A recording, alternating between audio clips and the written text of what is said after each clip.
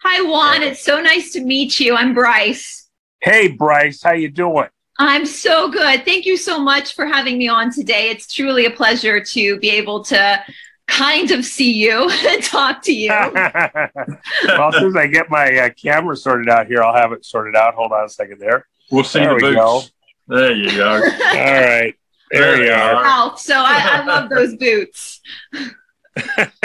Well, actually, and these are my, I cut part of the insole on my boots that I wear most of the time. And so I had to grab a backup pair, and my other ones are in having a repair done. I really like them. And so these ones here are ostrich, and I don't really like the snake or the crocodile and all that. So the ostrich is nice because it stretches nicely. And so I'm just breaking these in. You're the first show where I've used any boots other than my other boots ever in the whole entire world in an interview. That is awesome. This is an international first. There you go. That's awesome. Well, should we jump straight into it? So yeah, I already hit record, so I can edit out like the first part. You can go ahead and. That's all. The boots are good. Keep the boots in. That's fine. So. I will. Yeah, I'm just gonna get me a little water to keep my voice from going there. So yeah, there you go. Well, welcome everyone. So this is Tom Sidney Bushnell, aka Numbers from Sight Club, and we've got a wonderful episode today in conjunction with Bryce Watson from Esoteric Atlanta. And we've got Mr. 107 in the house with us with these newly broken in boots. So, Juan, it's a pleasure to have you, buddy. And Bryce, it's a pleasure to have you. Yeah, absolutely. It's a joy to be here. Well, and I would say that the boots aren't quite broken in yet. You're the first show in the world where I've ever worn anything other than my other boots. And I had cut just a small place in the insole. I was out doing something over at one of the racing tracks, and I caught it on a piece of metal or something. So I got these temporarily while my other ones are being sent out to have a repair or something done. So you're the first people in the world to ever see me in a different set of boots. It's almost like getting a fresh haircut. I feel, all new and fresh here. We've just come out of lockdown here in the UK, get haircuts, and now we've got the fresh boots. One, I wanted to jump in terms of the numbers. So the gematria that we'll be doing mainly will be simple gematria, which is A equals 1, B equals 2, C equals 3, D equals 4, etc. The order of the letter and the number come in the alphabet. So just for those viewers that are new to this, but I wanted to jump in and ask you, what is the meaning in terms of the numbers and maybe other meanings behind 107? Because I've got some numbers on the simple gematria I want to share with you after, but I wanted to hear it straight from the cowboy's mouth, and get your take on your well-known name. So, well, of course, in most forms of gematria, the zero has no value. It has no meaning. So you drop the zero, and then beyond that, there's some private meanings I haven't really gone into in a public forum, and how those came to be. But what's interesting. Let me just say this. Yeah. There's two directions you can look at all the numbers before we ever get started into this. And that is, there's a matrix of numbers that appears to be natural. And for all the world, these things, it's amazing how numbers that are not manipulated will later come to be seen as having almost some kind of, there's an esoteric, there's a hidden, but somehow in the fabric of the universe, perfectly patterned matrix where the numbers,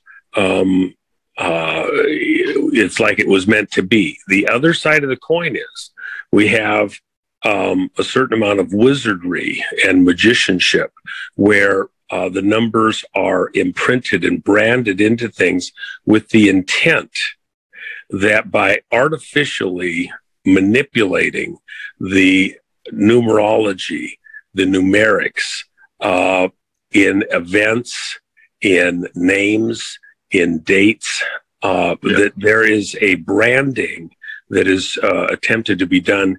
It's almost like there's a divine side that is outside the reach of man merely, or any entity but God himself. And then there is a attempt to manipulate the fabric of life and time to put an imprint that has certain branding and meaning.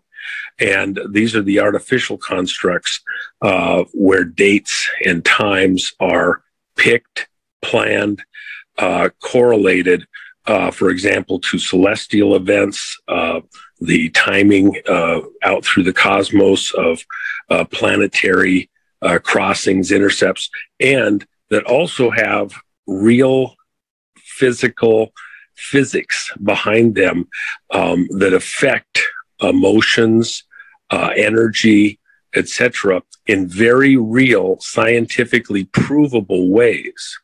This isn't just totally, we want the alignments to occur because, the gods will be pleased. There is actual, real, trackable energy that relates to the other physics that isn't taught in the listed classes in universities, but is the other physics beyond the quantum and all that stuff.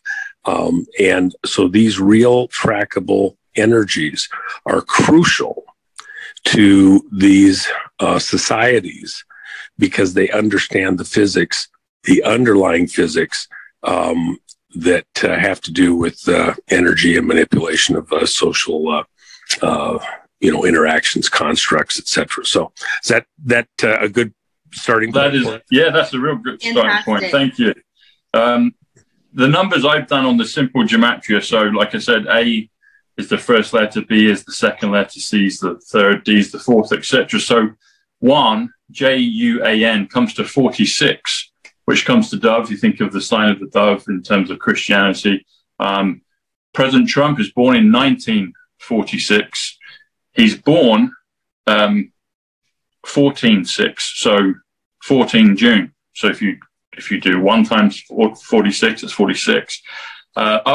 I hear what you say about, you drop the zeros in some of the methods. So in the simple gematria, I always include the O's because O is 15. You've got 0, which is 64, but O is 15, which takes you, and you said about magic, so I thought that was on point because 61 takes you to miracle. So 46, 1, O takes you to miracle, 61, 46 plus 15. Also takes you to casino, also takes you to Don Jr., and savin, S-A-V-I-N, comes to 65, which comes to the number 7, comes to the number 15, comes to Kansas, comes to the word stay. I always talk about Christopher Nolan. I'm a big film buff, and he's a white hat director working closely with President Trump and Q, in my estimation, and understanding of his work and the numbers. But if you add all those together, comes to 126. 126 is a very significant one because atomic silver is 47, which is John as well. Atomic gold is atomic number 79. 79 comes to super, comes to wonder, comes to mother. Add those together, takes you to 126. So atomic silver and atomic gold is 126, which is 107. Also, that comes to the phrase Chinese elders. It also comes to the number. If you spell the number 45, you think 45th president. You think the suit of spades in the deck of cards is 45 as well. Spade singular. Also effect, like the domino effect and positive effect on things. But 45 to 40 is 84, and 5 is 42. Add those together, you come to 126. So you've got 45th president, you've got the spade, which is the most powerful, most spiritual suit in the deck of cards. And you mentioned as well, you said quantum, the word quantum. So you've probably heard this before, Juan, but your name, when you say it 107, people quite often hear 107, like 107. And you must have heard that hundreds of times. But 107, the number 107, comes to the plural version of Trump.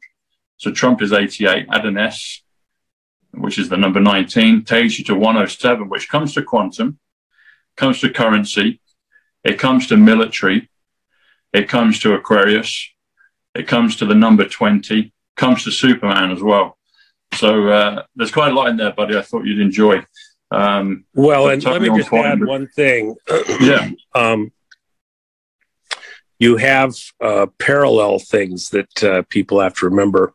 107 is not the same as Juan savin, and so O is not a number in that particular application. So you are correct on that. And I will add also that silver and gold in the monetary system, one interesting aspect to that most people aren't aware of, at the beginning, in the early Olympics, gold was not first place. Silver was first place, and gold was second place. And that was later changed. And the issue with gold is divisibility and the ability to have enough quantity in order to be able to service transactions in large numbers. And so silver is much more available and easier to mint and move. It is heavier by volume for value, but it's a much more easily minted and easier to spread out in values that you can do transactions. And so that's why silver is actually the most suppressed and important of the metals for what's going to happen out into the future in the monetary applications. I could talk more on it, but I'm just you mentioned that. I thought I'd raise that for the benefit of your listeners. Very cool. Super interesting. I didn't know that. Yeah. When did they change it in the Olympics? When did they switch it? It was done ancient times. Okay. And it had to do, the bankers that really started this trading, you'd get robbed if you had gold and silver. So you'd do deals and, use the Templars and like that to do these transactions. There was groups before that. But, when you think of goods being shipped across the world in that really ancient time, back to, say, the Babylonian time, even to the Sumerian times, they would do a little change up. And for a particular number of years, gold would be the preferred metal that people bringing merchandise to trade and get, metals, they preferred gold. Then the people, the banking people, if you will, in the background, they would say, no, we don't need so much gold. We got plenty of gold. We need more silver. And so all of a sudden, everybody that would be bringing goods would demand payment in silver. And so this change up back and forth meant that the bankers were making an advantage, not just on the goods that were traded, but by this switch over back and forth, silver and gold. And when they would change it up, they would get some piece of the action for conversion to the other preferred metal. And it was just kind of a game that they played in the background. These families have been at this for eons and back to the beginnings of society. And they know how to, make hay. The cats, they can skin a cat more than one way. Yeah. Yep. That's been one of the things that I love to do is research, and I love history. And I've been going through a lot of the missing books of the Bible, and realizing how everything that's going on right now is actually in the Bible.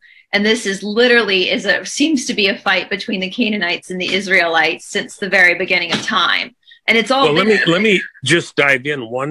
One thing you said something very important. I think it's very critical for your listeners to consider this.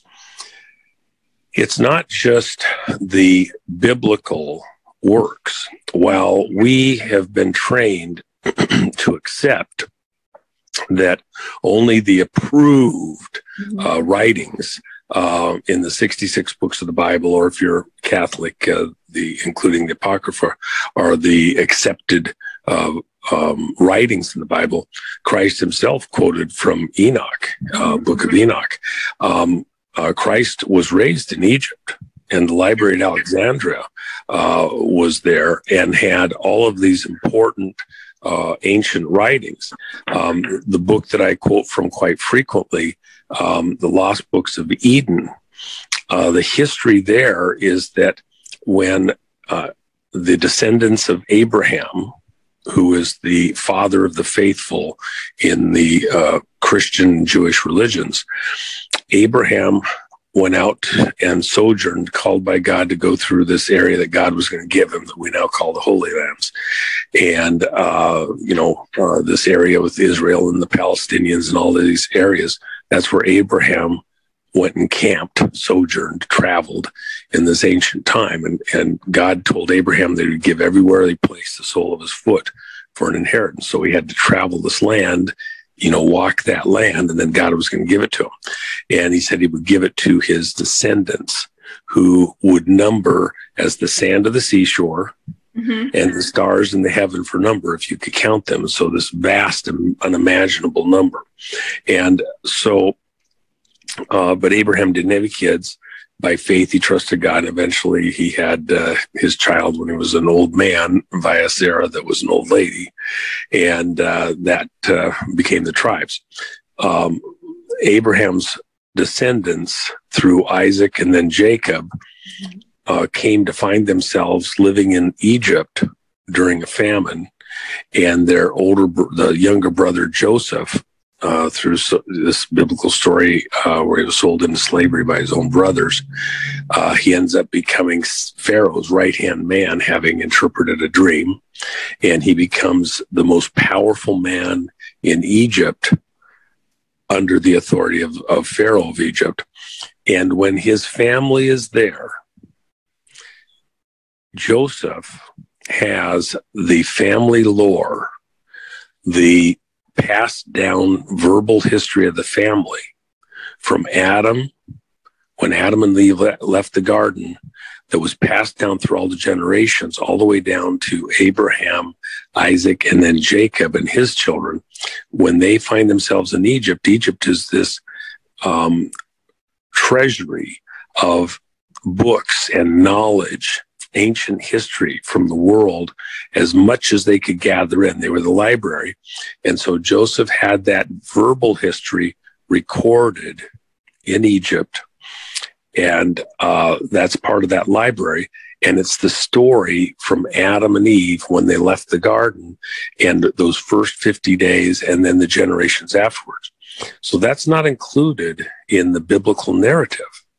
Yet, my personal interpretation, you could say, well, somebody changed something. It's been, changed in some subtle way. It doesn't match the numerological perfection that we do find in the books of the Bible have been passed down, in our generation, like Genesis. There's a numerical precision in every single letter, every period, every exclamation point or accent mark in that original writing, in the original Hebrew, that is so perfect that it's just incomprehensible as you look at this matrix of the numbers, the letters which have a numerical value in the books of the Bible. So you might say that the lost books of Eden don't have that, but they were recorded in a different language, in a different way than the books of Moses.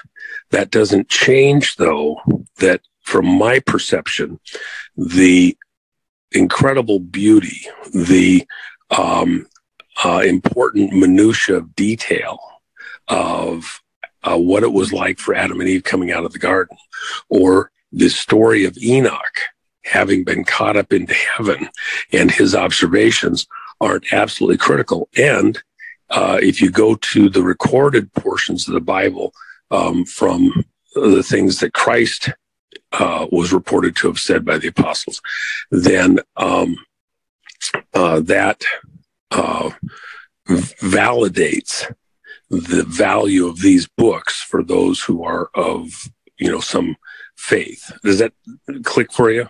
Yeah, no, I've been reading all I'm doing the book of Jubilee right now, which is very much, we're now into Jacob and Esau and the Edomites, and then Jacob going off and having his wives and the 12 tribes of Israel. So, and we've done a lot of the New Testament stuff as well, like the Gospel of the Holy 12 was one of I cried my way through that book that was missing from the Bible.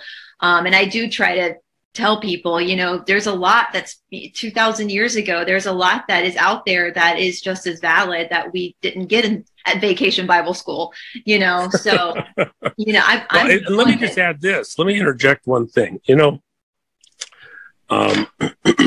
King James Bible. Mm-hmm. King James was not a believer. He was Masonic. He had certain other beliefs, but there had to be some unity within the kingdom. And of course, the Protestant version of the Bible, Anglican version of the Bible, has 66 books. They wanted only a precise number that fit their numerology again. And so, was that all the books that may have actually fit some divine pattern that should be considered in the canon of scriptures that we review? And while I understand cutting off the scriptures related to direct people that had contact with Christ, the early recorders of those writings, there's some early church fathers that they're writing, Tertullian and others like him, have incredible observations that there's things that I might not agree with them on the their direct beliefs or understanding of things, but yet the value of their observations, even the mental gymnastics that they go through to arrive at certain conclusions, for somebody that's trying to dig deeper and to find the real meat, there's some bones in there that, somebody else might be able to chew them down, but I can't. Yeah, no, for sure. I absolutely. And I know that, especially the early church fathers, I've been, my studies with all the missing gospels. I know a lot of the early church fathers as well were battling persecution. You look at what happened to Polycarp and his students, and even the apostles themselves were pretty much fugitives after Jesus was executed, basically. So there's a lot of human, I think, because we're so far removed from that time, a lot of people probably don't recognize or don't take the time to recognize that there's trauma there. And there's stress, there's unbelievable stress in these people's lives. And so I totally value that. And I've really enjoyed, I grew up Presbyterian, and you're grandfathered into things. And so you kind of ignore some stories, but just in this past year, just going through all of these different books and having discussions about them have really helped me as well. My faith has gotten stronger going through them. So, I'll be, and this Great Awakening too. I think many people in this Great Awakening have had a renewed sense of faith in God and faith in the divine and faith in the numbers. That's because, there you go. This is numbers. And it's like, wow, you can't even make this up. Like, this is so unbelievable and special. Some numbers have come up actually in the last 5 minutes or so. So Juan, you said, you talked about Olympic. That comes to 93 in simple gematria, which comes to Flotus, it comes to kingship, it comes to Nazareth, it comes to my last name, Bushnell, so I always notice that. Then you mentioned Enoch, and Enoch comes to 45, and right at the beginning I was saying how if you include the O, 107 comes to the spelling of the word 45. And then you spoke about Abraham, and Bryce has touched on it as well. So you said Abraham, and you said Abraham in regards to those that, I think you said father of the faithful, but the word faith comes to 44. Hope, interestingly enough, comes to 44, but Abraham comes to 44 as well. And the word chess, the great 5-dimensional chess game that President Trump and the alliance that are playing comes to 44. And you also mentioned Sarah, the wife of Abraham. And Sarah comes to 47, which is atomic silver. And we spoke about that right at the beginning. And you talked about how the value of silver is greatly suppressed. So there's some nice parallels there. And then you mentioned Joseph and Egypt. And you said about number, the power of numbers, but number, singular. So Egypt comes to 73. Joseph comes to 73. So think on that, Joseph in Egypt. And the word number comes to 73 as well. And you mentioned as well about the matrix. And if you spell the word matrix in simple gematria, it comes to 85, which also comes to the spelling of the word silver, S-I-L-V-E-R, comes to 85. And storm. So, the storm is coming, and the storm is 85 as well. Well, I might mention the second edition of my book, Kid by the Side of the Road, just came out in the last few days, and they're just shipping it. I think yesterday was the first day they started shipping. And the third edition is in the works right now, and it'll be out sometime later in the summer, and with all new text in it. And that is called The Storm. Oh, wow. There you go. Is that a clue as to when we're going to experience the storm of promise for real? Yeah. And by the way, let me just add this. It's important to remember that both sides are fighting to own the numbers in the most generic sense, good and evil, Father God in heaven and Satan, Lucifer, the devil, are both trying to own the numbers. And so you can hear a number and say, well, that's a good number. Oh, no, that's a bad number. Both sides are playing in this casino royale for planet Earth to own these specific numbers. So you can have a good application and an evil application of any of these numbers. And so just don't assume because you've seen a number, oh, it's good. And it's something that's, God's behind or something. There's a certain momentum both ways to own some of these. And the thing that I was thinking of specific, 4 is the number of foundation. And so when you see a 44, this is an attempt most of the time to institute a foundational thing. So, for example, faith is the foundation on which all of our spiritual life is based on. There's a faith aspect to that that's the foundation of everything that we're trying to do within our faith. And that's why Abraham was called the father of the faithful. And this 4-4. So you'll see that repeatedly with numbers, just like 17. Both sides are trying to own it. 17 is the death and resurrection date of Osiris. 17 in the Bible, Osiris, this occult group that's really all of this with religion in the Western world, Washington, D.C., etc., is built around the 17. So, for example, the Washington Monument is this monument in stone to Osiris' penis, and it's also Osiris's number is 17. Conversely, the 17th book of the Bible is the book of Esther, and that's the number of victory and reversals. And so there's a fight for the ownership of 17. So just little teeny things that people might find interesting there. Yeah, definitely. And even in your name, so you said about the O, so phonetically, if you say 107, it's not the same as 107, we know that, but just hearing it, if you drop the O from 107, you drop the 0, you've got 17. Mm-hmm. So that's interesting. And you mentioned as well about there's some matrix things there naturally that someday we'll talk about, but they're amazing things there that are a lot of fun. So there's a natural and a manufactured. But anyway, go ahead. Yeah. And you talked as well about Abraham and having offspring, as this, the sands of the seashore. So sand, S-A-N-D, comes to 38, which if you spell the word gold comes to 38 as well. So we've had quite a bit on gold and silver already. We started off with it, and we've had it, talking in reference to this thing with Abraham and the Matrix, etc.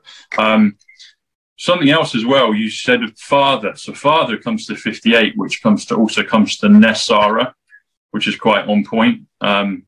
It also comes to the word star, comes to Ivanka. It depends if people are into cryptos or not. The XRP, that coin, comes to 58. But one of the things I wanted to bring you back to, Juan, was I mentioned Christopher Nolan, the great film director. And I don't know if you've had a chance to see this, but last summer his film Tenet came out. And those that are regular viewers on my channel will know that I talk about this movie a lot, because I see that it's a playbook for where we're at right now. And one of the key themes, well, the word tenet in terms of belief, what do you believe? But the word tenet, when you spell it out in simple gematria, comes to 64, which comes to Israel. But it also comes to the word American. And it also comes to the word Jubilee. So I like the numbers and the symbolism of that. But one of the key things in that film is they talk about, there's a big reference to gold. There's also reference to time travel and reversing things, the reversal of things, restoring things. And they physically show that in terms of a device that they call a turnstile. And they make reference to it being they call it a pentagon. So it's a pentagon shape, but it's very subtle, the reference to pentagon. The word pentagon comes to 92, which comes to my nickname numbers. It comes to Watson, which is Bryce's last name. It also comes to Manhattan. But it comes to the word pentagon, 92, which also comes to the word reverse. So if you reverse something, it's actually simple gematria is 92. But the word turnstile comes to 138, which comes to Donald Trump, comes to Salt Lake City, comes to the pyramids. It comes to Dome of the Rock. We've seen some things there recently in Israel. It comes to Cyberstorm. It comes to River Thames as well. But if you add 138 plus 92, that takes you to 230. And interestingly enough, the film Tenet actually lasts for 2 hours, 30 minutes. So that's one way to show that. Or you could say 2 hours, 30 minutes also equals 150 minutes. And 150 comes to the phrase, pull the plug, which is in the film Terminator, but, draining the swamp, pulling the plug, etc. But I wanted to ask a specific question. Let me just mention this also. Yeah. Before you do that, 23, anything that's branded with the number 23, events that are constructed to have 23 in them. 23, anything that has 23 in it is intended to affect the whole world. And remember, 23 chromosomes from each parent. Also, by the way, 29, when you see 29, that's any date, every date that has 29 in it is a chaos date. And there's mythology related to this goddess that causes chaos on the 29th. But also 29 is code for 9/11. 9 plus 2, 9, and then you add the 2, 11. And so you see that very frequently in these, it's a number that's used for communications. Remember, the language of the cabals that we're dealing with, these hidden societies, these secret societies, the language that they use is numbers. And so they communicate with each other with these numbers right in plain sight, and only the initiated understand what they mean. And then the numbers have different language divisions within them. So a Masonic cabal might not communicate using the numbers with the same meaning as a certain of the satanic or witches cabals, wizardry, etc. They have little internal meanings. So, for example, when we say 93, Aleister Crowley said that the most holy number was 93. They're into reversals. The 93 is another way of saying 39. And the most powerful spells are spells that you magnify 3 times. That's the maximum amount that you can magnify a spell. So you take 39, you say, well, what if it's part of a spell, what would be the core base number? It'd be 13. There's 13 bloodline families. So 3 times 13 is 39. That's why you have Launchpad 39A and 39B in this myth of going to the moon. Well, why couldn't it have been 39 and 40? Because the magic, the numerology, it had to be branded with 39. So Launchpad 39A and 39B for this global branding of an idea, a mythos, in this, NASA is the most occult religious organization in the whole U.S. system as a government entity. So anyway, just that little diversion, but I it's helpful for people maybe to kind of give them these little tidbits as we go. So sorry for interrupting your flow, though. Oh, that's cool. It's very enlightening. So number 23 as well equals I am. So you've got the whole thing of the great I am. And 29 comes to Diana, comes to August, AUG, just the abbreviation. And interesting enough, the power number that they make reference to in the Terminator film, which has just been re-released again, Terminator 2, August 29. And August 29 is day 241 of the year. And 241 is the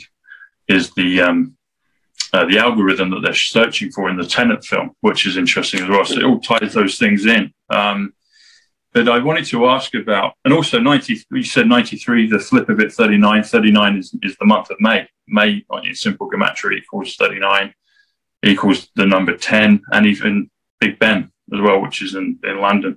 But I wanted to ask you specifically about any knowledge that you can share in terms of white hat, looking glass technology in terms of Alice. So the turnstile 138, Donald Trump, plus Pentagon 92 takes to 230, which is the number of minutes in the film. You said about 23.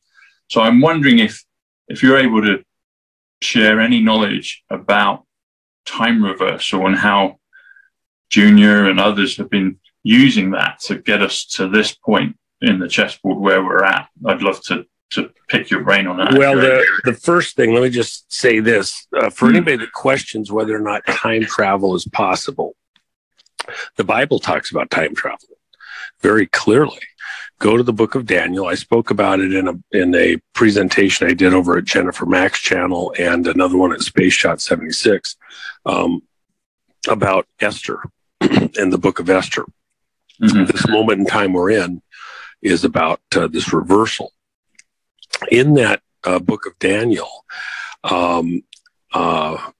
Daniel was praying about what would be the fate of the children of Abraham, Isaac, and Jacob, the nation of the Jews, and what would be their fate out into the future, because they were in slavery at the time. Daniel himself being a slave and also being castrated, would never have children of his own. So what would happen to these children in slavery?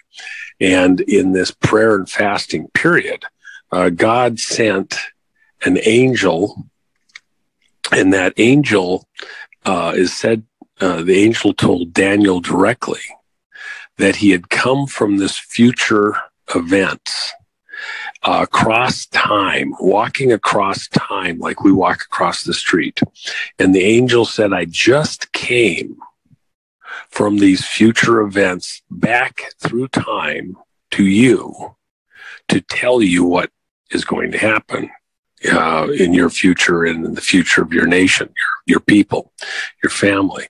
And so here the Bible is clearly talking about time travel, not just an understanding of what time would be in the future, like a prophecy or something. The angel said he came from that time back to Daniel. So within some spiritual sense, we can say that, from even a God perspective, it was not done in a predictive sense. it was a done deal. As that angel came back across time to talk with Daniel and give him that information, he was walking across time as a physical construct, every bit as much as Daniel was living in the time and space that he was in. The angel had come from a physical reality in the future to tell him about this, not a predicted vaporous thing. You get the intricacy of what I'm saying, the difference between those terms? Yeah. Yes. Absolutely. Yes. So now if we have that as a premise, is time travel possible? Clearly it is. Is it something that we have the technology to do ourselves apart from some divine or angelic aspect? And you really get into the weeds on this. If, and of course, a lot of the sci-fi stuff goes into some of the intricacies of it. And it was one of Isaac Asimov, Sir Isaac Asimov's favorite areas to research, of course. And a lot of people don't realize here he's this unbelievable science fiction writer, I think the greatest of all time. He was also one of the greatest biblical scholars ever, and he wrote extensively from a biblical perspective, walked all the Holy Lands, read all of the books, researched everything. He's probably the most deeply read biblical scholar perhaps in history. And with the only other one in my opinion being in the same zone is Alfred Edersheim, a German, who wrote Life and Times of Jesus Christ the Messiah, one of the great works ever. And but both of these men actually tell you indirectly that they believed that time travel, in a sense, was absolutely possible, but also reserved somehow to these to the divine entity, this God side and God's angels, that Satan and his angels did not have that same capability, that they were not able to walk across time like God's angels did. So the angel at Persia that the angel Michael encountered in coming to Daniel, the angel at Persia was an angel, a dark angel locked in time. And so he was there guarding and holding his position over Persia, which didn't exist in Daniel's time at the time the angel came to him. That was a future kingdom. And so those angels don't appear to be able to walk across time in the same way.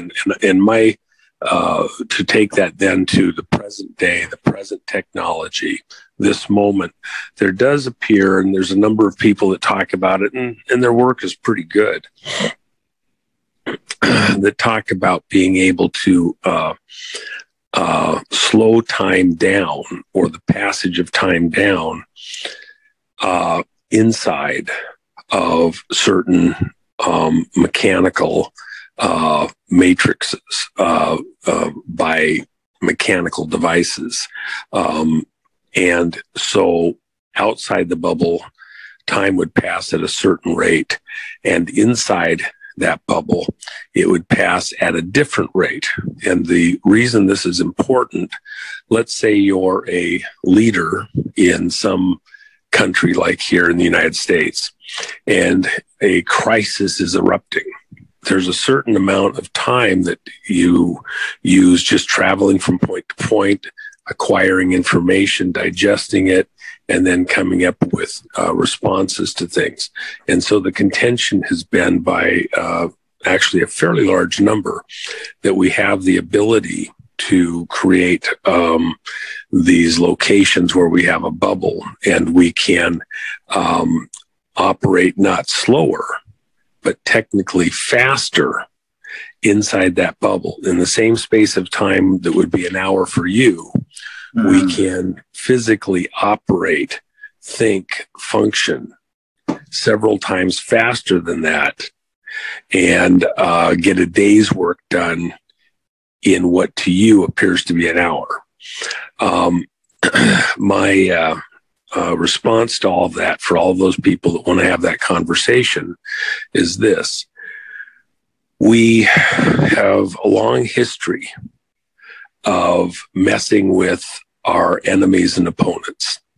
And there's lots of things that are said in order to cause our enemies and opponents to waste time and money and resources trying to figure out how we've done stuff so that they can do it. Because if they believe it's possible, because they've got intel that it's possible, then they would, go try to duplicate, and they go down the wrong trail, wasting time and resources on something that's not factual. The converse of that is this. Let me just tell you a little story. There's a great sci-fi angle where the professors, the scientists, are gathered into a room in an area that uses a number for a name. And they're shown a film. And this film depicts that, we're just talking theory here, but I'm trying to get something through to your listeners. In this thing, they show these scientists that, for want of a better term, just because your listeners will understand it's not accurate, but the term that people recognize, that anti-gravity travel is possible, and that you can make a device that makes gravity null and void, and you can float and fly and everything else due to anti-gravity. And so the scientists see this captured film from the enemy, and the enemy is testing this device, and it works really good. And you see the guy zoom up in the air, and he's floating around, and he's rocketing up and down and everything else, and comes back down. And the scientists all look at it and they go, "Oh, that's not possible. They can't possibly, the physics, it's not possible." It's like in the old days, they said that, people, one of the scientists claimed famously that a man couldn't travel faster than 60 miles an hour theoretically, because if he did, his heart would stop beating and he'd die. Because the speed of a horse is only 30, and a jaguar could go 60, and nothing could go faster than that. Otherwise, they'd have a heart attack and die. Well, that obviously wasn't true. So these scientists are in the room. They see this magical event, and then they have to go, well, but the spies and the film we saw show that it is true. So it must be possible. Well, if it is possible, how would they have done it? So they start crunching the numbers, and they start looking, and all of a sudden somebody gets a bright idea. Well, it could be that if you did this electrically, if you did that electrically, if you changed this field effect, etc., maybe you could do something. And so a period of time goes by, and all of a sudden they come back, and they can't do everything that the bad guys did, but they can lift something off in a few ounces, and they can float it around and come back down. Oh, well, now it's not that it's not possible. It's just the scale our enemies that are doing it is so much bigger than we can, but we've proven we can do it. Now we got to figure out how to do it better. And they keep working at it. And after a period of time, all of a sudden, they've perfected this ability to do anti-gravity. And they're all excited. And they show the bosses and everything else. And then now they've got anti-gravity. They can fly around like the enemy does. We're okay. We've got it. And then somebody tells them, well, actually, we made that up. It was just a green screen. It's all pretend, but you did it. They were fooled into believing their enemy could do something a certain way. So then they lost that mental stop that said it can't be done. Right. Yeah. And then they went and did it. And let me add this from a biblical perspective. At the Tower of Babel, all of the people came together. They spoke one language, and God looked down on them and saw that they were building this tower to the heavens, which is another name for a space program. And God himself said that nothing which they imagined would be impossible to them. And so he confused the languages so that they couldn't communicate one with another. And then they had to disperse and they abandoned their project. Now, all of that to say this, coming back to the numbers. In our time, the very thing that God did to confound and confuse those people from that era from moving forward with their space program to leave planet Earth, to leave the prison planet and get back to wherever they thought they wanted to get to, was to confuse their languages. In our era, we have defeated this move or act of God to confound our ability to communicate one with another across all the peoples of the earth. And what is the now common language between all of us across the planet? It's not computers, if you will. It's numbers, ones and zeros. And so we have converted our language into a computer code where we put it in, we put it in certain terms, and then we can bring it back out, and I can talk to you, you can talk to me. Through the computer, we put our languages in completely separate, and we can communicate back and forth. We have defeated the confusion of the languages back at Babel. So then I go to one step further. God himself said that nothing which they imagined impossible would be impossible to them. So do you say that time travel is possible?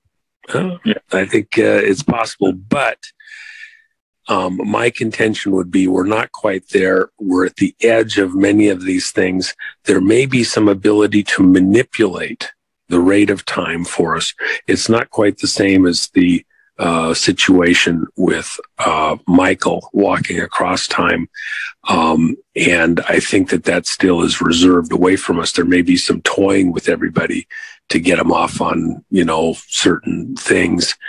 We are being trolled. All sides are being trolled and taken off point. Both the good guys and the bad guys. And it's just part of this broad strategy in this fight we're in right now. So I hope that's not too all over the place for people, but just give you some. It's great. It's great. Awesome. Totally. You said about the time bubble. Was there a name for that when they were trying to describe that time bubble? Because I did the numbers on that one, and time is 47, which is John. Bubble, interesting enough, is 44, which is Abraham, which is faith. And you add those together, comes to 91, which comes to POTUS, comes to liberty, comes to the Father, and it also comes to Space Force. And you're talking about, building a tower. Well, and let me just add this. Or with the space program, So let me just add this with the Space Force. Nothing in the term Space Force that says outer space. Right. Yeah. Yeah. What space are we talking about controlling? Yeah. Yep. Inner space. And space is 44 as well. It's Abraham. Yes. It's bubble. It's anti. Yeah, very good point. Yeah. Anti-gravity as well is well, let me just add this. Satan, the devil, he's called the prince of the power of the air. And there is a restriction down to the edge of the air, or where the air can go, related to that force and power. And so when you can go beyond the air, you have a different realm of power. And now you're out into the realm of the Watchers, etc. So there's quite a few things in there that are really, we'd lose too many of the listeners, but that are certainly a very fun conversation that can be had, and maybe out in the future we'll have it.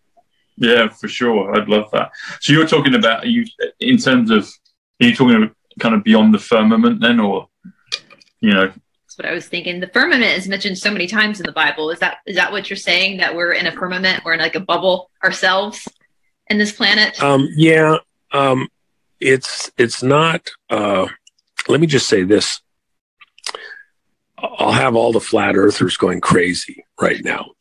And let me just tell you that the whole flat earth thing was funded. In fact, one of the disciples of Crowley is Michael Aquino, this person in the U.S. Army who has a very dark history. Mm-hmm. And he himself has acknowledged that he received a tremendous amount of money for funding to promote the idea of the flat earth as it was part of a tracking operation to map suggestibility and the ability to maneuver or manipulate people in the internet to convey and pass on certain ideas, and to find who those choke points were for information that then pass it on, these nodes, these people, influencers. And so this whole flat earth thing, for all that people get all excited and they think they've learned something, was part of a information tracking operation that was funded by DARPA out into the internet community. And so how much did it have to do with any reality? Bullshit. Okay, on the physics, on the real stuff, there's all sorts of fun, interesting stuff there. But the reality is, if you want to get right down to it, go back to Enoch. And Enoch, his travel up from the earth and out into the solar system and beyond, it's amazing. The Book of Enoch, which is an ancient writing, shows the revolutions, the rotations, all of the physics at the minutia, subatomic level, the atomic level, and out through the celestial solar system and galactic. It's rotation.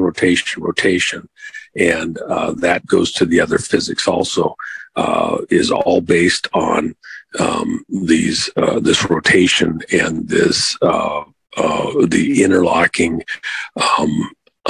influence effects, field effects of these bodies at the subatomic level, all the way through galactic level. It's the same principle all the way through. I prefer the term torsion. There's 100 different terms depending on how you're doing it and who's trying to own it, but it's the same. A rose by another name is still a rose. Okay, right. You call it whatever name you want, whatever language you want, it's still a rose. Okay, the other physics, it has a very specific set of principles, ways that it works. Different scientists have mapped different aspects of it. It's like reaching into the box and you say the elephant is long and slinky. Well, you got his tail. You say it's like a tree trunk. Well, you got his foot. It's very floppy. Well, you got its ear.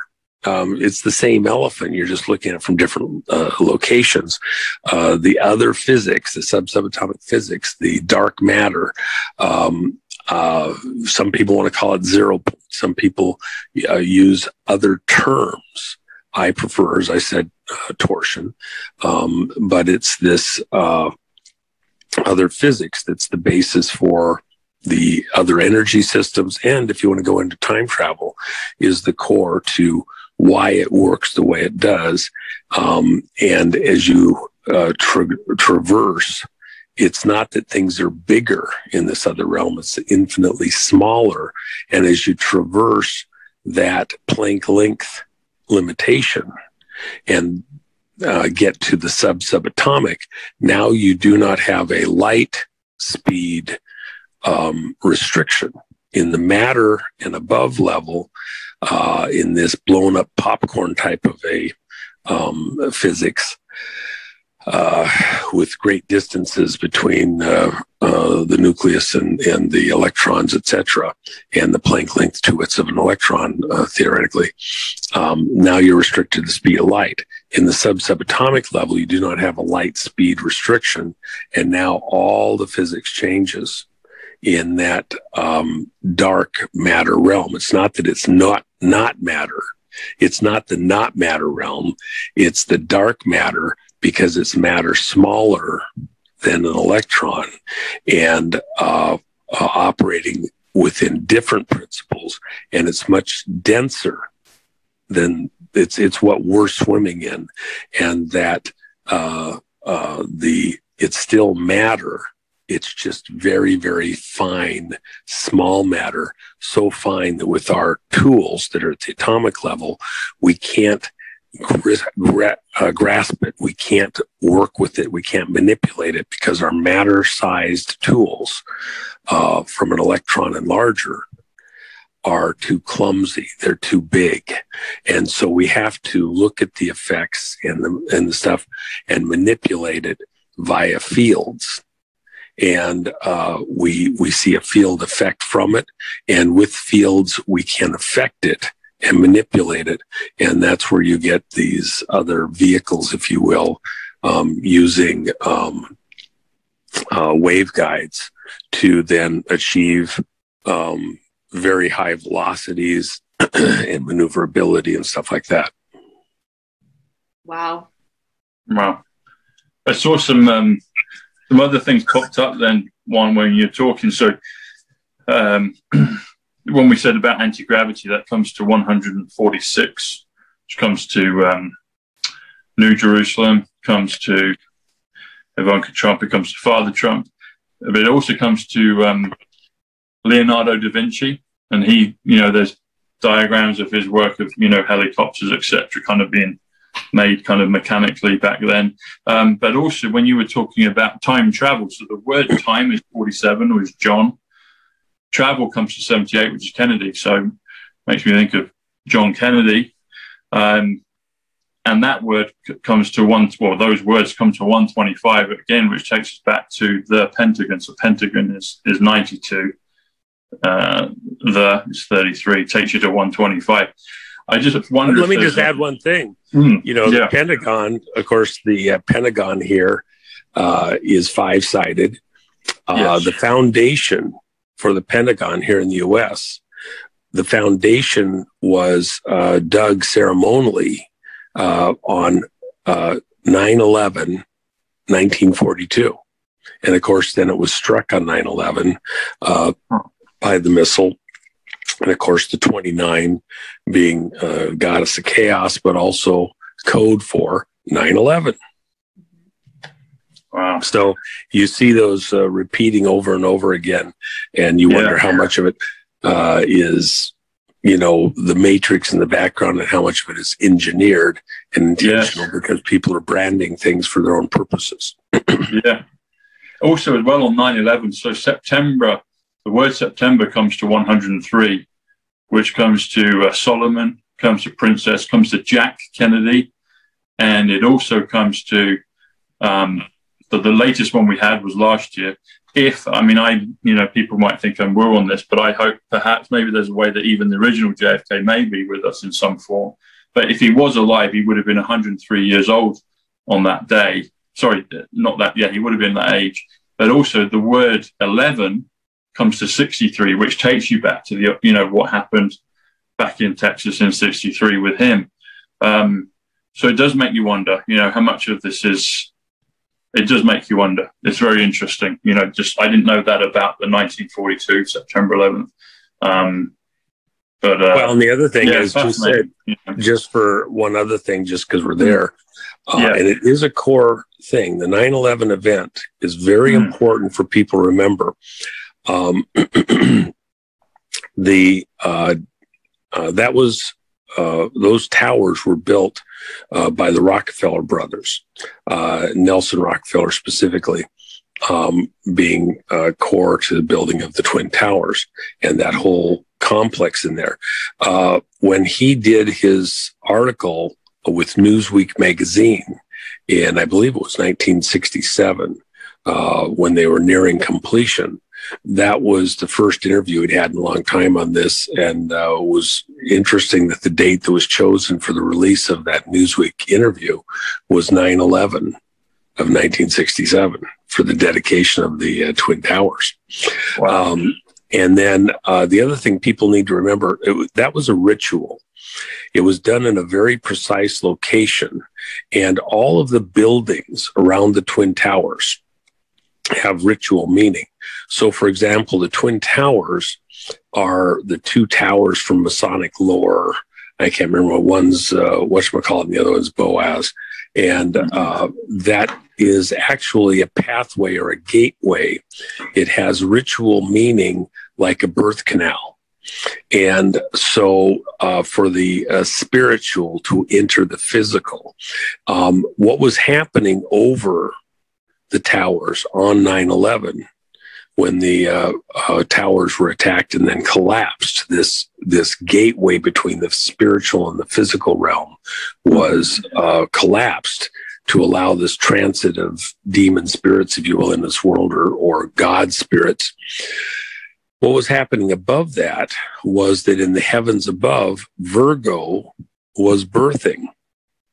Now, the importance of that is that you could not have had the ritual meaning of 9/11 on 9/10 or 9/12. It had to be that specific date. This was planned for a long time. And by the way, knowing that this date was critical, first off, 9/11, 3 BC, is the true birth date of Christ. He wasn't born in December. He was born in September. He was born 9/11, 3 BC. Now, that's relevant because they had to villainize the birth date of Christ from the Bible. And then also this birthing, this spirit realm into our world of this chaos and manipulation and control, they had to re-own those numbers on the 9/11. And that branding had been occurring for a long time. By the way, all through these Catholic structures, buildings within the Catholic Church, for over 1,000 years, you've seen, including at the Vatican and other places, IXXI. Well, what's that in Roman numerals? That's 9/11. And then around the Twin Towers in New York, for example, the Statue of Liberty given to America by the French Masonic Society. Well, what do they say it is? They say it's Isis. Mm-hmm. So the Statue of Liberty is Isis with an eternal flame in her hand. So you have a spiritual aspect to that. She's this goddess that everybody's excited here in America, but you have Isis, the goddess, that's there in New York Harbor with this eternal flame, and she's a witness. And Isis is who? She's the mother of Osiris. Mm-hmm. She's also the mother of Horus, because when the myth is that when Osiris was killed, Osiris was this evil god. The story is in the Sumerian and Babylonian text that Isis was raped by Zeus, and she had 2 sons. Set, which was a very good son, and very, good to the people, the mere humans or whatever around. And Osiris, who was very evil and was very destructive and mean to all the humans around in this God world. So on one particular day, Set went out and killed Osiris and chopped him into 14 pieces and scattered the pieces across the whole world. When Isis, his mother, found out that the brother had killed him, she raced out around the world. Of course, being a god, you can do this kind of stuff. And she picks up all the pieces and comes out and assembles them all in one place. And then she realizes that she's only got 13 of the 4 pieces of Osiris, the 14th piece being his penis. And so she fashioned a penis out of stone because the penis was supposedly eaten by a fish. Okay, well, she can find the fish. She can find all the other pieces. She can't find the penis, whatever. So she fashions a penis out of stone. She makes a dildo. And then she has sex with her own son's corpse. Well, they're gods. They do weird stuff. So she becomes pregnant in the myth as a result of having sex with her son's corpse. And because she doesn't want his line to be extinguished, to expire. She wants the evil to stay alive. This evil god son of hers, she wants it to stay alive. Well, whatever. So when she has a child, the child is named Horus. Horus is the sun god. These people that we're fighting are literally sun worshipers, not the Son of God, Christ, but the sun in the heavens, a very physical God. They worship the rising sun. And in the Bible, in 2 Kings, it talks about where the worshipers of Horus had tower monuments to their tower god in the Holy of Holies in Jerusalem. And what are those? They're phallic symbols. They're monuments in stone, just like the Washington Monument. They're tower god representations, the big penises right there in the Holy of Holies. And God was, livid over it, and that the blended religion. And so, he's cursing them, and he raises up a king who goes in and pulls all of them out and has them burned and destroyed down by the brook Kindred or whatever. And because the priests had morphed in their religion, they were turning their asses to the throne of God, and they were bowing to the rising sun, putting their asses towards God inside the Holy of Holies. The people weren't seeing it because it's protected. It's inside the tent. But behind the scenes, they weren't worshiping the God in heaven. They were sticking their ass in his face, and they were bowing to Horus. And this occult religion, this hidden religion, is taking place in plain sight. Out during the day, the priests are walking around amongst the people, and they're all the holy ones and all. And behind the scenes, they're worshiping this occult God that had nothing to do with the God of the Israelites. And God hated that. Well, that tower god, that monument, the Isis Osiris mythology is present today right here in America. The entire federal system running America is built around this great big huge dildo, this fuck you, this penis right in the middle of Washington, D.C. that's the center of the national city of America. And it's a great big fuck you, not just to America, but to the whole world. So, and it's all related to this occult thing. When you look at all the buildings in New York around the Twin Towers, you've got all the 42 gods of the Greek mythology presented there. You've got the bull down there in Wall Street.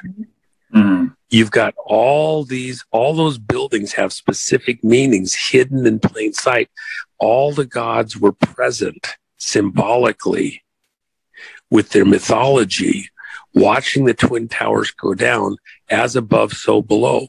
What was going on above in the heavens exactly during the hours when 9/11 happened, when the planes were hitting the buildings and the buildings were falling down, and the spiritual veil between the spiritual and the physical world was symbolically being brought down. Up above, in the skies above, Virgo was birthing. And remember what George Bush Jr. was doing at the time? He's reading the goat story to the kids, because he was narrating while the actual event was going on, which was this birthing goat. And by the way, over in Europe, for some of the rest of your listeners, go back to the tunnel dedication ceremony with this tunnel, this long, huge tunnel. And what do they got? They got the dancing goat, and the strangest, most bizarre opening ceremony you've ever seen in your whole life. It's all about the goat.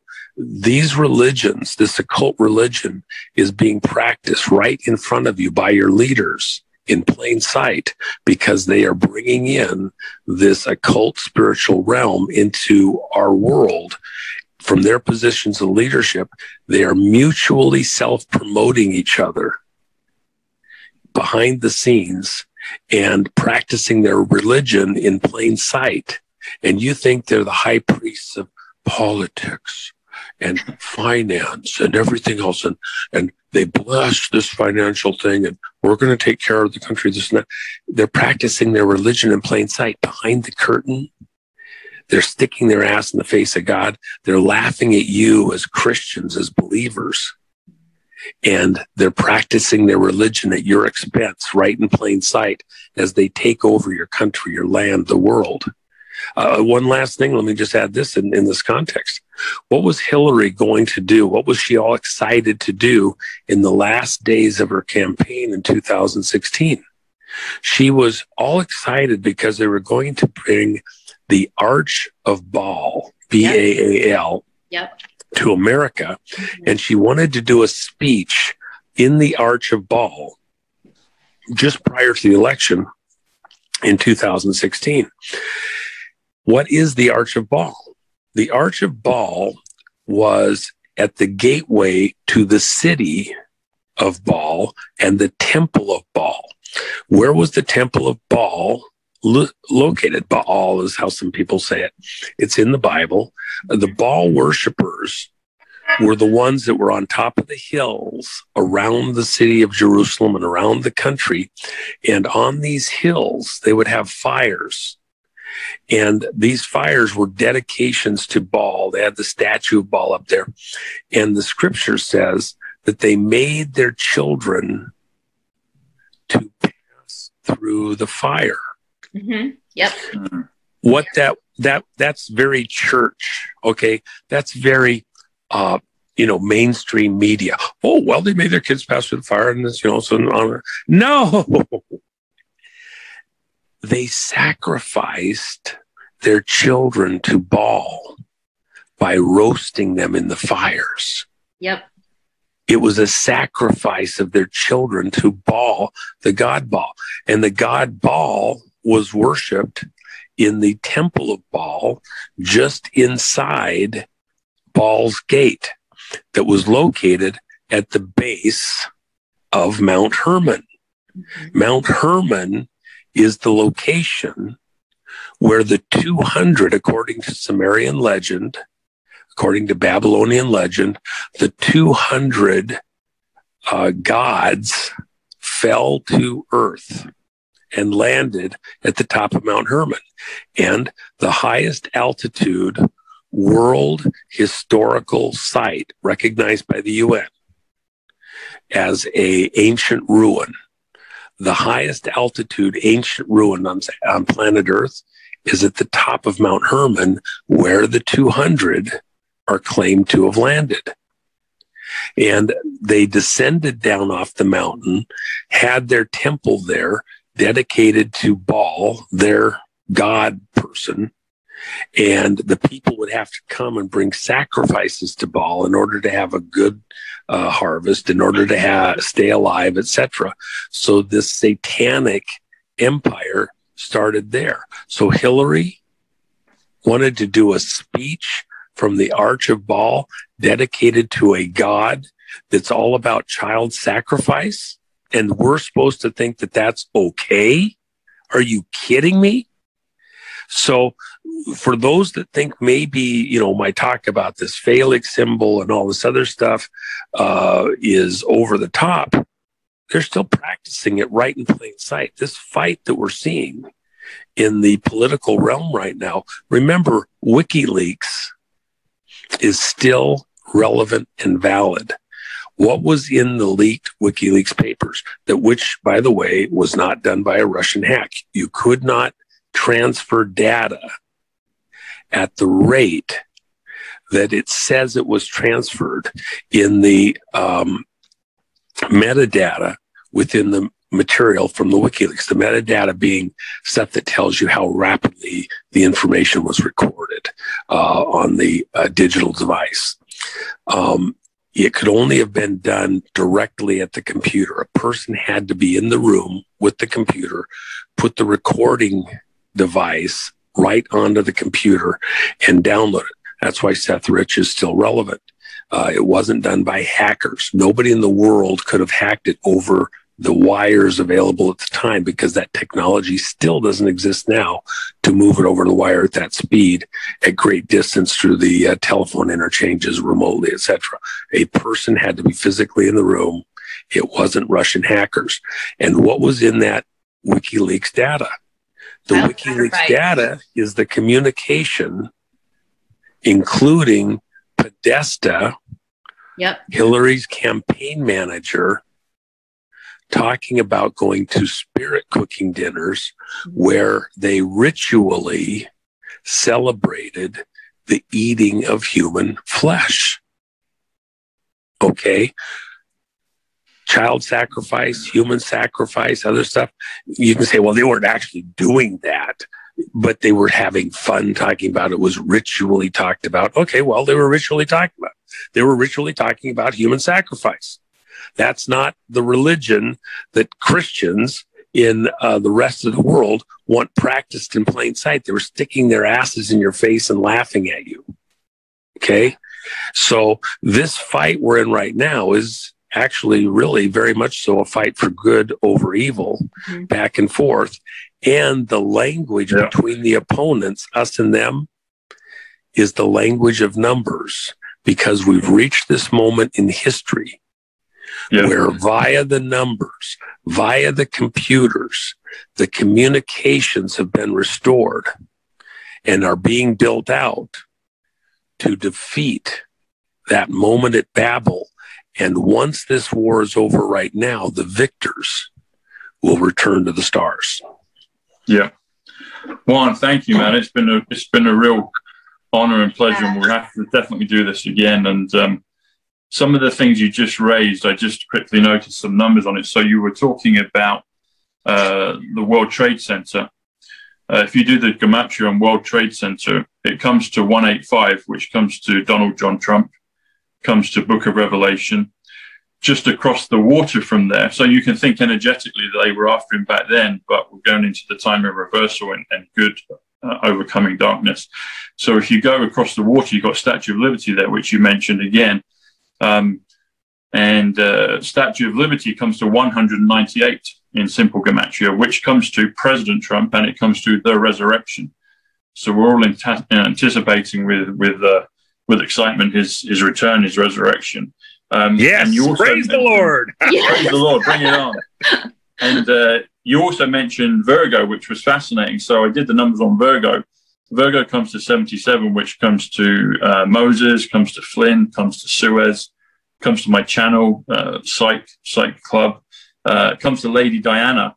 And you said about the birthing of Virgo. So birth is 57, which is Moon, which is Tesla, which is Swan, which is England. Birthing takes you to 87, which is Stella, which is Truth. But if you do the birthing of Virgo, takes you to 179, which comes to the New Jerusalem. We spoke about that. But if you do reverse birthing, so reverse 92, Manhattan, Pentagon, reverse birthing comes to 179 as well. So perhaps all of these things, like you said, it's the good versus darkness, and all these things that they've done are being reversed and are in the process of reversal and God winning. So, and then the other one as well, World Trade Center. So it's now called one World Trade Center. It used to be two, it used to be World Trade Center, and it was two buildings representing 185 Donald John Trump. Makes me think of POTUS, the father, and 18 and 138 real Donald Trump, real Donald Trump. But if you do one World Trade Center, the word one is Neo, Matrix, but it's also DJT 34. But you add those together, 185 plus 34 takes you to 219. One World Trade Center comes to the Mount of Olives. And Q's always saying everything's going to be biblical. So it's fascinating, the things you've done, and it's been like brain candy. So thank you. Much appreciated, buddy. And we want to do it again. Where can people find your new book? We're going to put the links in the video one. Where can people find you? It's over at gumroad.com, and I'll send you a link, and you can include it with what you're doing. This is this is the first copies of the second edition that just came out. You can see, in fact, it's very important. you'll see that Melania is on the back cover, and all of there these. She is. Yeah. Yeah, for those that have the first edition, look at that cube and remember the first edition on every single page had that cube. That's what it looks like. Notice the color is the same. Her name's 55 equals heaven. That's the dress that Melania wore as she was returning home to Mar-a-Lago on her last day as FLOTUS on January 20th of 2021. That was the dress. And you know what she was telling you? That's all code for election 2020 isn't over, and we're going to be celebrating and dancing in the street at some point in time. And so it's not over. So it matches what was in the first edition of the book. The first edition sold out. In fact, they're going for quite a bit more than I sent them out for, which is fun. And but the second edition is just amazing. It'll only be out for a short while, and because the Storm edition is coming. So awesome. People, I hope will enjoy it, and it's quite beautiful. We've already sold a big percentage of what we had printed. So anyway. Everyone on the channel, check it out. Check out Juan's book. And also, if you're interested in doing the numbers, I've got a digital audio course and workbook called Trumpology, which is going well as well. So one thing too. Let me just mention one thing too. If your people haven't watched it, if you go over to Rumble and to your film, the film is so fun. The Makings for a Perfect Day, and it's on YouTube and other stuff. That's actually been viewed about 3 million views total in all the various platforms.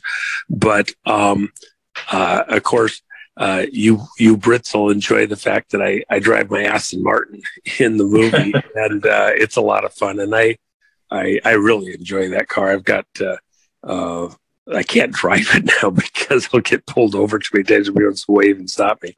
But so it'll be in the museum somewhere. But I actually am going to send it out with a bus tour that's going out across the country and have it stopped a couple of times and let folks get a chance to see it. But now I'm just driving my Bentleys, and that's about it. I've got several Bentley convertibles, so I have a great appreciation for you folks over there with the Brit cars. And by the way, Jennifer Mack's doing the follow-on to that movie, and has already started filming on that, and it has another British car in it, and people are going to get a great, big, huge kick out of that. Anyway, go watch the Call. Go watch it. Juan, thank you, buddy. It's been a real pleasure. It's been a real pleasure. Thank you so much, Juan. I cannot wait to do this again. I've really just been in awe of all your knowledge, and I love all your Bible knowledge, and I know my audience is going to love this, so I cannot wait to talk to you again. All right. Well, I appreciate it. All right. And by the way, I'm actually doing a private showing today here in DC. Boy, what a beautiful day it is out there. The clouds are coming through. I don't know if you can see that. I'm actually doing a private viewing today of Sound of Freedom, and another one over in Texas here next week, private one. And Jim Caviezel's with me. We're getting some of the funding for the marketing side of the movie out of the way, but I'm anxious for people to see that. The child trafficking issue is the most important issue on the planet in many ways right now. There's more people in slavery today than ever in human history, and most of them are children. And so that's where my efforts are at for the foreseeable future. On the political side and getting back control of our country here in America. It's critical. We're going to do that, and then we're going to come back out and help the rest of the world, not being our brother's keeper, but being our brother's brother, starting with the children. And it's the most important thing. The Sound of Freedom movie is an amazing movie. I'm looking forward to having that out early part of next year. And that's one of the things I'll look forward to talking about when we get closer to it. So there you go, folks. Thank you so much. Awesome. Thanks so much, Juan. God bless. Thanks, Bryce. Take care, guys. Speak soon. God bless. Thank you. Bye.